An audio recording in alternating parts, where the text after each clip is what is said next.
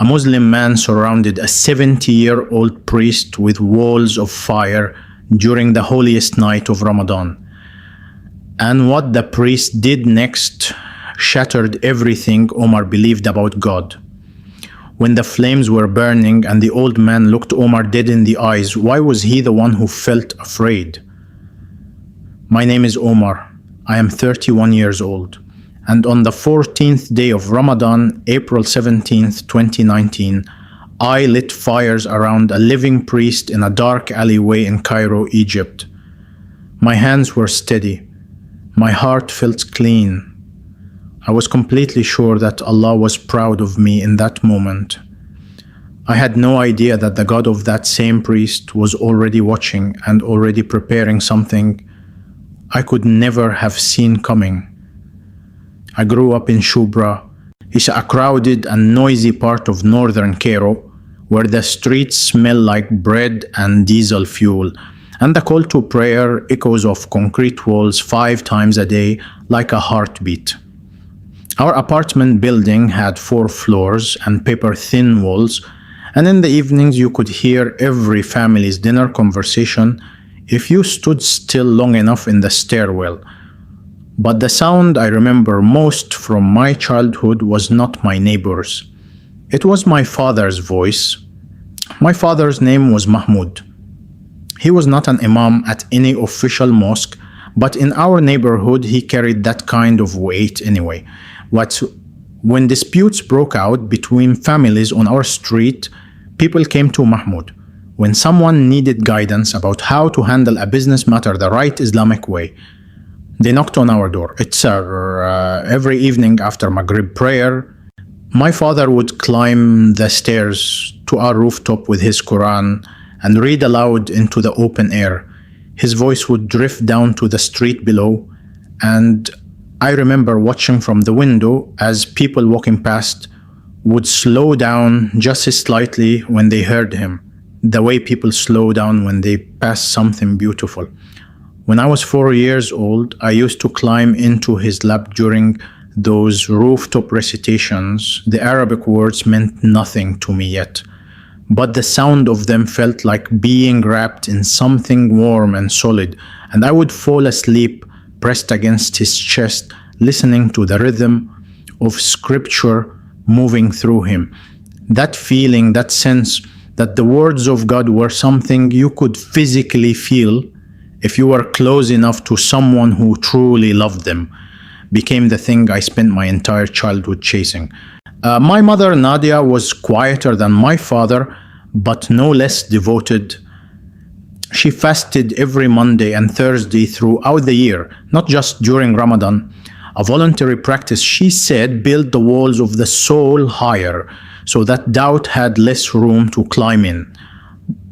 She kept a string of prayer beads in the pocket of her apron and worked through them constantly while she cooked and cleaned and walked through the market.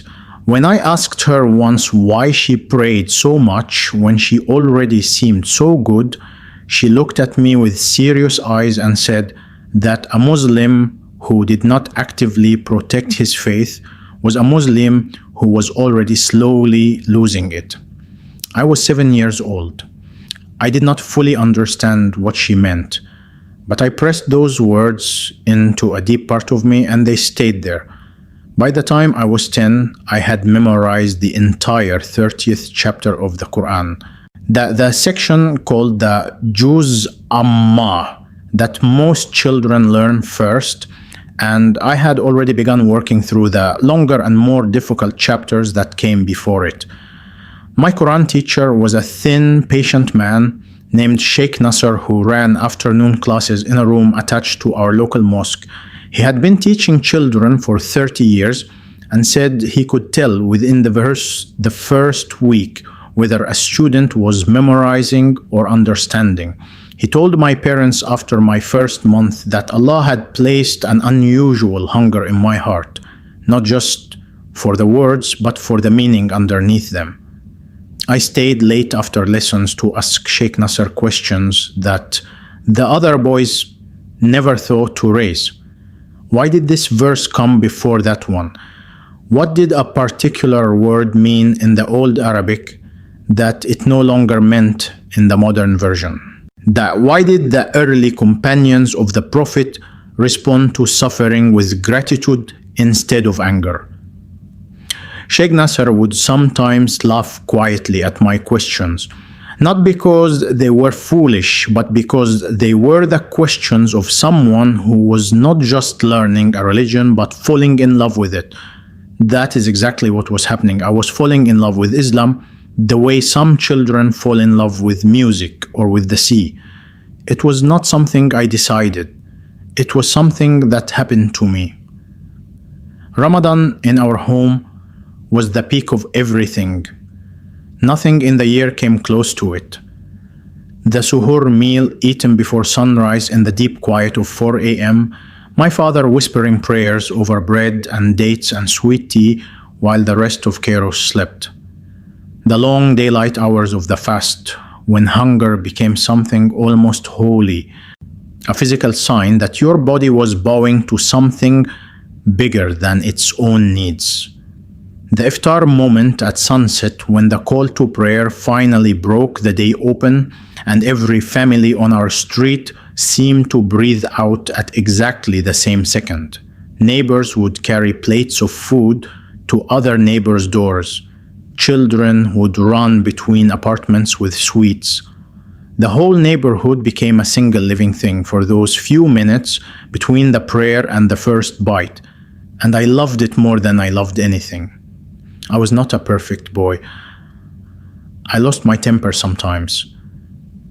I was proud in ways I did not always recognize as pride, but inside the structure of Islamic practice, those flaws felt manageable, like small cracks in a wall that was otherwise strong. I knew who I was. I knew what I believed. I knew exactly what God required of me, and I was willing to give it. What I did not yet understand was that this same love, this same fire in my chest for the faith I had grown up inside, could be aimed in a completely wrong direction by someone who knew how to use it.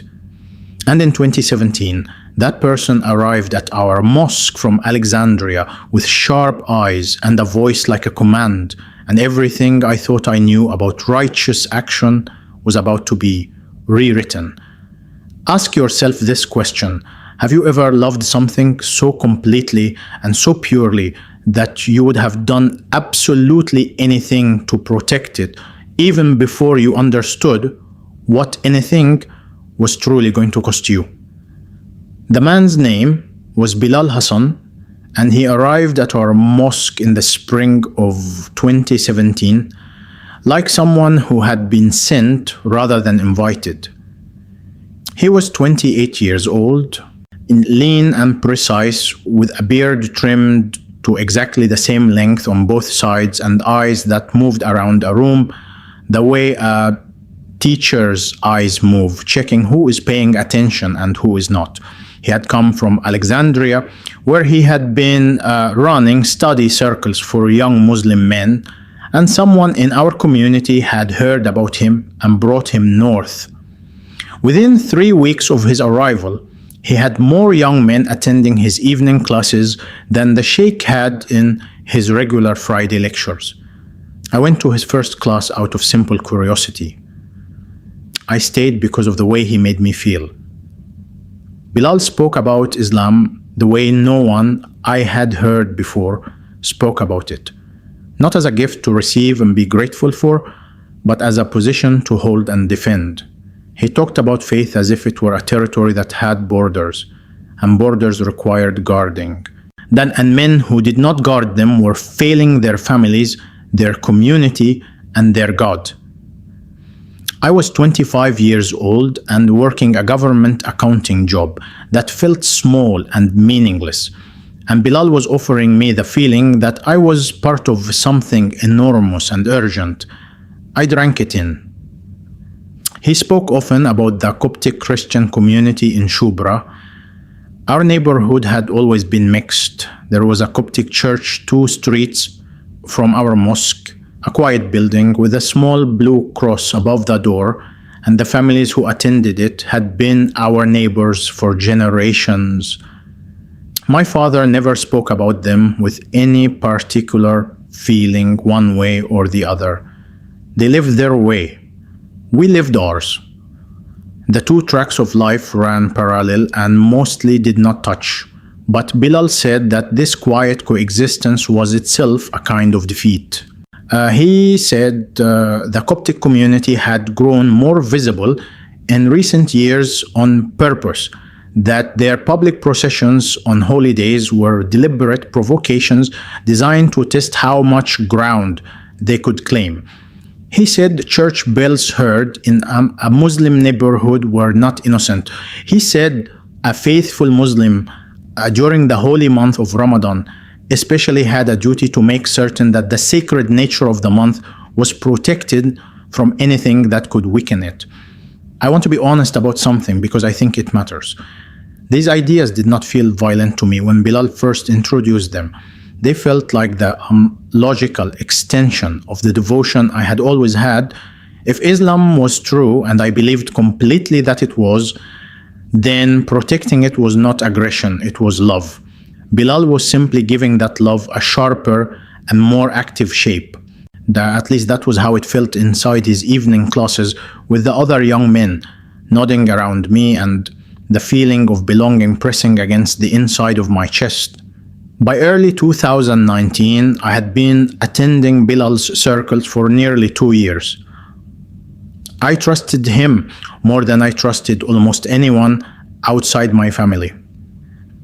I had begun to see the neighborhood through the frame he had given me, noticing things I had never noticed before, reading ordinary moments as signs of a contest I had not previously known was happening. On the evening of April 17, 2019, the 14th night of Ramadan, Bilal gathered 6 of us after the Taraweeh prayers.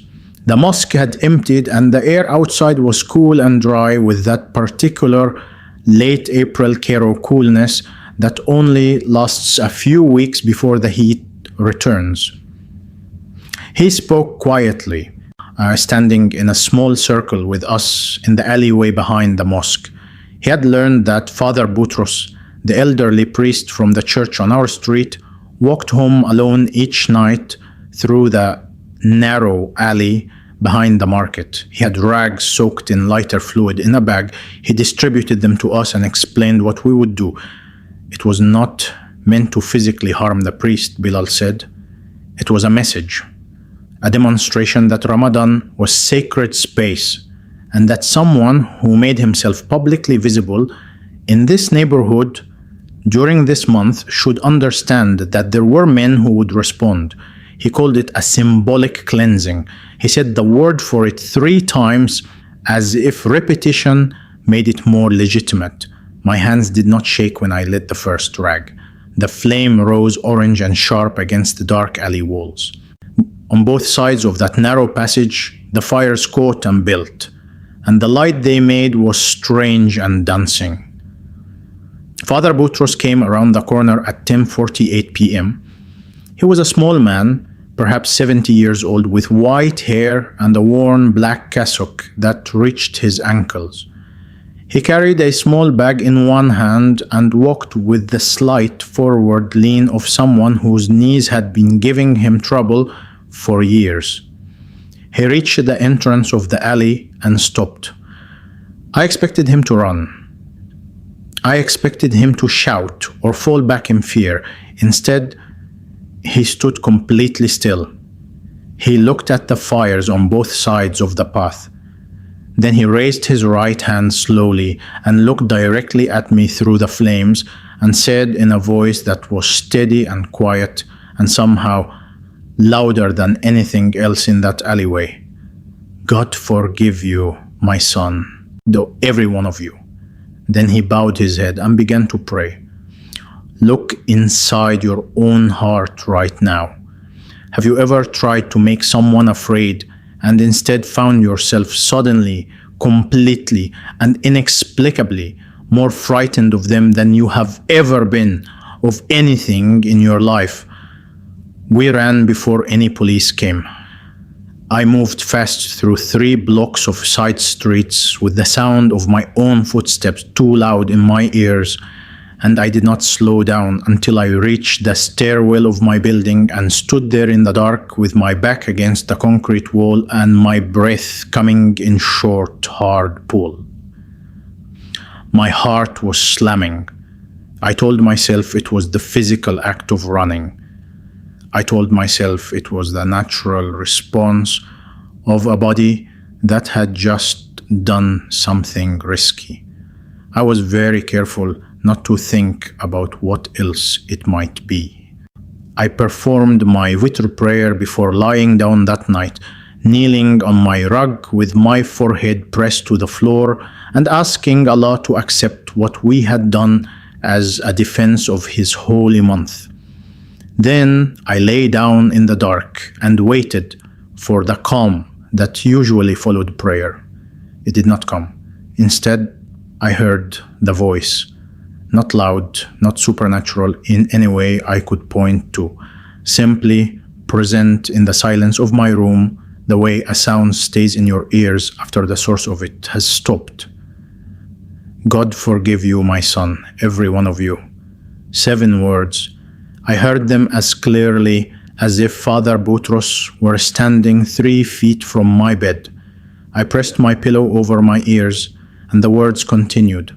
I turned on the light and sat up and counted my prayer beads from one end to the other, and the words continued under the counting. At 1:15 a.m., and I got up and made wudu at the bathroom sink, the cool water running over my hands and arms and face, and returned to my prayer rug and performed 2 extra units of prayer in the hope that the additional devotion would settle something inside me. It did not settle. I sat on the rug until 3 a.m. with every light in the apartment burning and could not have explained to anyone why the darkness felt like something I did not want to be inside of. The second night was the beginning of the dreams. The moment my eyes closed, I was back in the alleyway. But the alley in the dream was wider, and the fires were not small, contained flames from soaked rags. They were walls, 50 feet high on each side, completely solid, roaring with a heat I could feel on my face and arms. I was standing in the center of the alley between the 2 walls of fire, and they were moving slowly inward. Father Boutros was not the one walking through. I was the one standing in the middle, and the fire was closing. I woke up at 2:17 a.m. according to the clock on my phone, screaming in a way I had not screamed since I was a small child, my shirt completely soaked through with sweat, and the smell of smoke so thick and real in my room that I jumped out of bed and checked the hallway and then each other room before I could accept that nothing was burning anywhere. The smell of smoke stayed in my apartment for 4 hours after that dream. I opened both windows and the smell did not leave. I sat on my kitchen floor until the call to Fajr prayer just after 4 a.m. and then I prayed mechanically, the words moving through my mouth without landing anywhere. The dreams came every single night for the next 2 weeks without missing once. But the dreams were not the most frightening thing. The most frightening thing was what Ramadan itself became. I had fasted every Ramadan of my life since I was 8 years old. The hunger of the fast had always felt like a kind of companionship to me, a physical prayer that my body made all day long alongside the verbal ones. I knew how to be hungry in a way that felt holy. But starting the morning after the alleyway, every hour of the fast felt like something else entirely. My mouth was so dry that the Arabic words of my prayers felt like dry cloth on my tongue. The concentration I had always been able to find during the daylight hours of Ramadan was simply gone. die replaced by a buzzing restlessness I could not push through no matter how long I stayed on my prayer rug. I went to Bilal after 10 days of this and described the nightmares without describing my fear about what they meant. He listened with the calm certainty he always carried and told me that the Coptic priest had clearly prayed against us and that I was experiencing the result of Christian spiritual attack. He gave me 3 verses to recite before sleeping and told me to read them 7 times in a row each night as a protective wall around my mind. I followed his instructions exactly for 4 consecutive nights. On the 5th night, the dream changed. The alleyway was the same. The fires were the same height and the same heat. But Father Boutros was standing in the center of them this time, not walking through, but simply standing there in the middle of the flames, completely untouched, his black cassock completely still, looking directly at me from inside the fire. His expression was not angry. It was not triumphant. It was something I had no category for inside anything I had been taught. It looked in a way that made no sense to me and that I could not stop thinking about after I woke. Like grief, like he was sad for me specifically. Like what he felt when he looked at me was something closer to sorrow than anything else. I did not go back to Bilal's study circle after that. Ask yourself this question. Have you ever been given advice that was supposed to make you stronger, but instead made you feel like something inside you was coming apart at the seams, piece by piece, night by night? 3 weeks after the alleyway, I walked to the church on our street on a Tuesday morning in early May. I had passed that building 1,000 times without truly looking at it. It was low and sand-colored with the small blue cross above the wooden door and 2 green potted plants on either side of the steps. Someone watered those plants faithfully. They were always green. I stood outside on the pavement for 20 minutes. I know it was 20 because I checked my phone when I stopped and again when I finally moved, and the numbers had changed by that much. Twice I turned and walked back the way I came. Twice I stopped and returned. My upbringing had been very clear that a Muslim man did not enter a Christian place of worship. But my upbringing had also been producing 2 weeks of fire dreams and phantom smoke and Ramadan days that felt like punishment, and the door in front of me was the only honest option I had left. The inside was cool and dim. Icons lined the walls, painted faces with gold circles behind their heads and expressions of deep stillness. Candles burned in small red glasses near the entrance. The air carried a faint sweetness of incense that stopped me completely for 1 second because it reminded me of the oud wood my father burned on Eid mornings. That one small familiar thing in a completely foreign room made something loosen slightly in my chest. At the far end, near the altar, a small figure in a black cassock was arranging flowers with his back to me. White hair bright in the dim light. He turned as if he had heard me, though I had made no sound. He looked at me across the length of the room with no surprise on his face and said quietly, "I wondered when you would come." Those 6 words hit me in the center of my chest because they were exactly true. I sat with Father Boutros for 2 hours. I asked him the only question I had carried for 3 weeks. How had he walked into that alleyway and not run? He was quiet for a moment, then he said that 30 years of following Jesus had taught him one thing above all else, that when perfect love lives inside a person, it removes fear, not suppresses it, removes it. He said he had prayed one prayer before leaving the church that evening after hearing there might be trouble. Just one. It was, "Jesus, whatever happens tonight, you are here." Everything else followed naturally from that. He held out a small Arabic New Testament with a pale blue cover. The moment my fingers closed around it, I felt my eyes fill. Not because of the book itself, but because of what I had believed I was doing when I lit those fires. I had been completely certain I was serving God. Sitting across from this old man who had prayed for me while I surrounded him with flames, I understood for the first time how wrong I had been about almost everything. I wept.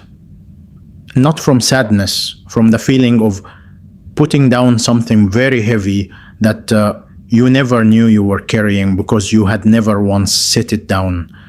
That night I read the Gospel of John from beginning to end. At chapter 8 verse 12, I stopped. I am the light of the world. Whoever follows me will never walk in darkness.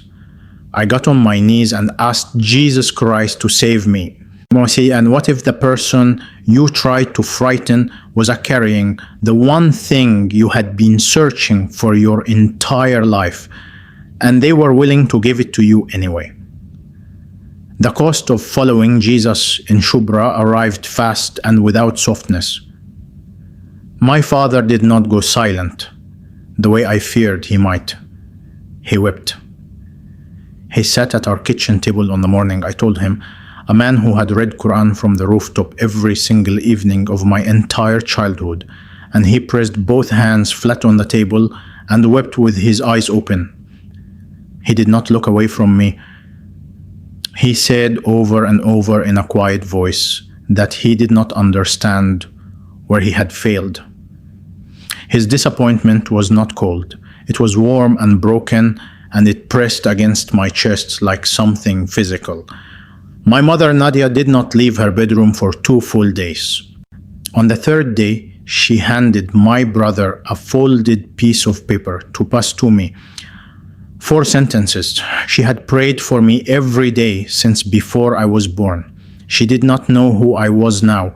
She would continue to pray for my return. She could not see me again until I came back to Allah. My brother Karim sent one message. It said, I no longer know who you are. Nothing else for 2 years. Bilal Hassan sent 3 men from the study circle to find me outside my building on a Thursday evening. The conversation was not violent, but it was very clear. What I had done was not a personal decision. It was an act of war. My presence in the neighborhood was a problem that would resolve itself one way or another. I moved within the month. 2 bags. I left behind my prayer rug, my Quranic study notebooks, and the engagement to a woman named Hannah, whose family ended it the same afternoon they heard the news.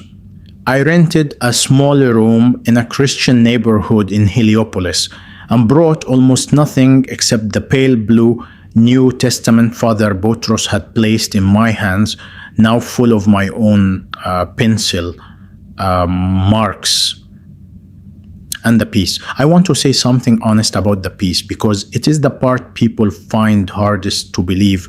It was not the absence of pain. The pain was real and heavy, but underneath it there was something completely stable that the pain could not reach. Something solid at the bottom of everything. I had spent hundreds of fasting days trying to build that feeling through my own effort. It arrived the night I stopped trying and simply asked Jesus to give me what I could not make for myself. In June 2021, I was baptized in Heliopolis. Father Boutros stood beside me with his small, dry hand on my shoulder. The same hand he had raised toward me through the fire to pray rather than protect himself.